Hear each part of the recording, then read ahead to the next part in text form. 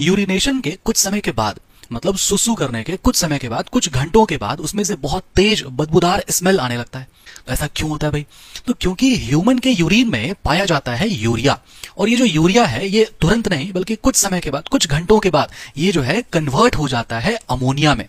और जो अमोनिया है ना, इसका बहुत तेज, बहुत बैड, एकदम गंदा बदबूदार स्मेल होता है। इसी कारण से आप ये नोटिस करोगे कि यूरिन है वो कुछ घंटों के बाद जाके बहुत बदबूदार स्मेल करता है, वो तुरंत स्मेल नहीं करेगा। ये चीज आपको दिखाई भी देता होगा कि जो छोटे बच्चे होते हैं जो बेड पे सुसु करते हैं, तो वो सुसु करते टाइम में उतना स्मेल नहीं आता है जितना ज्यादा गंदा और बदबूदार स्मेल उनके वो बिछावन से, बेड से आता है। क्योंकि जितना भी यूरिया होगा वो सारा यूरिया कन्वर्ट हो चुका होगा किसमें? अमोनिया में कन्वर्ट हो चुका होगा।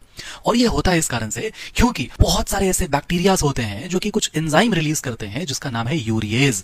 अभी जो यूरिएज है ना एंजाइम, ये यूरिएज एंजाइम क्या करेगा? इस यूरिया को कन्वर्ट कर देता है किसमें? अमोनिया में।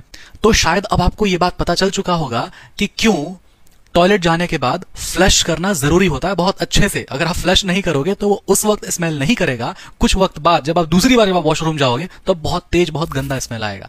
ठीक है। और क्या आपको ये बात पता है कि पब्लिक प्लेसेस पे दीवारों पे ऐसा क्यों लिखा होता है कि यहां पर पेशाब करना मना है?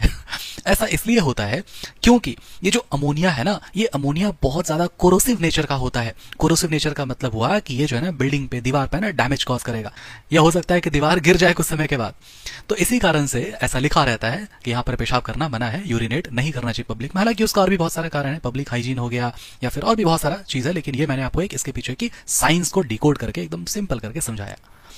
तो यहां से आपको दो बातें सीखने को मिलती है कि भाई जो हॉस्टल में रहते हो है ना, बैचलर लाइफ में वॉशरूम जाके फ्लश अच्छे से करना है, और दूसरा बात है कि पब्लिक प्लेस पे कहीं भी शुरू नहीं हो जाना है। ठीक है।